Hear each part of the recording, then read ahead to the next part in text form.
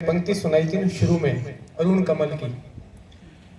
RPSC में जब मेरा इंटरव्यू था तो इंटरव्यू में बोर्ड पे पढ़ाना होता है, तो पहले कुछ लिखा हुआ होता है, ऑलरेडी कोई लिख के जाता है आपसे पहले वाला, तो पहले तो उसको पढ़ाना होता है और फिर खुद लिख के कुछ पढ़ाना होता है। तो यही पंक्ति मैंने आरपीएससी में पढ़ाई थी।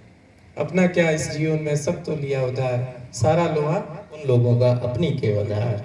तो ये कोइंसिडेंस है, और कोइंसिडेंस ये भी है कि आप इतना जानते हैं हम पहली बार ही मिले। सवाल हरी जी ने कहा था कि एक सवाल करिएगा ताकि हमें 10 मिनट आपको और सुनना है। सवाल ये कि मैं एक आम लड़का हूँ, बाड़मेर के आम परिवेश का लड़का हूँ। घर वालों के पास इतना खर्चा नहीं है कि मेरे को दिल्ली भेज सके, यहाँ रह सकता हूँ ऐसे पढ़ने। ऑनलाइन कोचिंग ठीक ठाक कर सकता हूँ, ऑफलाइन यहाँ है नहीं, आईएएस की यहाँ पे है नहीं। क्या मुझे आईएएस का सपना देखना चाहिए, और देखना चाहिए तो मैं किस चीज से कैसे तैयारी करूं यहाँ रहकर। परिस्थितियां आपके सामने डिस्क्राइब कर दी मैंने।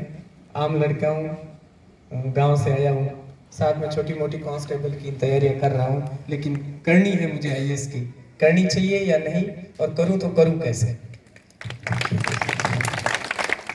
सबसे पहले तो सवाल भूल नहीं जाऊं, इससे पहले ही बता दूं कि आसपास के विकल्पों से बचने की कोशिश करें। या तो आप स्थापित हैं, जैसे मैं किसी नौकरी में था तो मैंने उसके बाद में कोई एग्ज़ाम नहीं दिया। जैसे मेरे को बहुत सारे लोगों ने अप्रोच किया कि 20 लाख रुपए देता हूँ, मेरा हेड मास्टर का पेपर दे दे।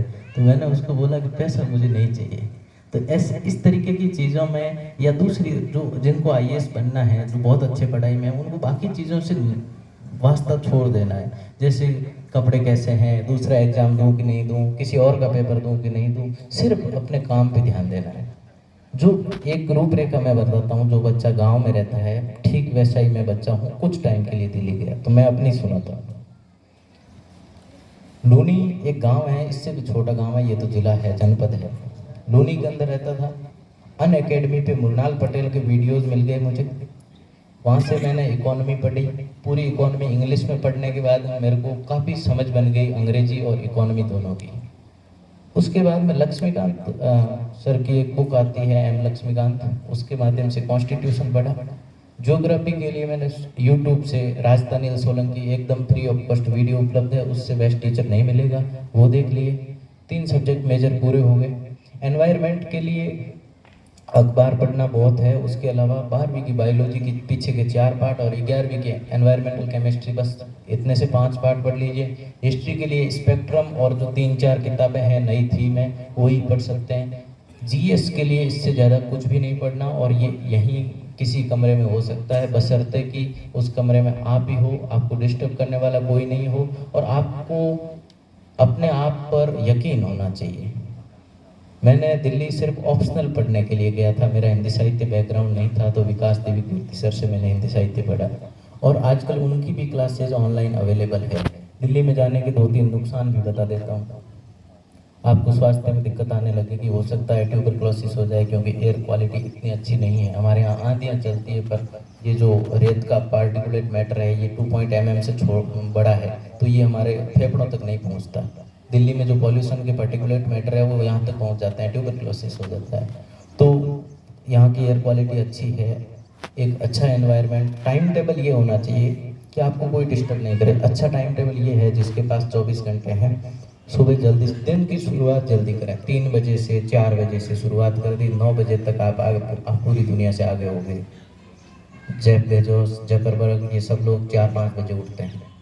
दिन की शुरुआत जल्दी करें, और दोपहर में ब्रेक लें, आराम से सोएं जब कुछ करने का मन नहीं हो रहा हो। मैंने तो डिप्रेस तो सब होते हैं तैयारी में, तो मैंने डिप्रेशन की दवाई बना ली नींद। जब भी मैं डिप्रेस होता हूँ तो मैं फ़ोन स्विच ऑफ करके सो जाता था। तो यही है कि यहाँ पे रह के आराम से तैयारी हो सकती है, और ज़्यादा अच्छी हो सकती है। हिंदी मीडियम से कोई बच्चा है तो धर्मेंद्र जाखड़ सर का यूट्यूब वो जो टेलीग्राम चैनल है उसको ज्वाइन कर लीजिए। और एक काम ये करना है कि लाइब्रेरी में या अपना एक कमरा हो, उसमें आप फ़ोन लेकर नहीं जाएं। जो भी सर्च करना है वो अंदर बैठ के लिखते जाएं कि ये चीज़ मुझे बाहर जाऊँगा तब सर्च करनी है। एक पर्ची पे बन जाएगी खूब सारी चीज़ें। बाहर जब आप ब्रेक लेने आओगे उसमें वो सारी चीज़ें सर्च करोगे तो आपका ब्रेक भी आराम भी मिल जाएगा और ब्रेक में भी आप पढ़ रहे होंगे। यहाँ रह के आराम से तैयारी हो सकती है, कुछ भी मुश्किल नहीं है, बशर्ते या तो आप अकेले रहें, किताबों के साथ रहें, या आपके साथ तैयारी करने वाला दोस्त भी यूपीएससी की तैयारी कर रहा हो।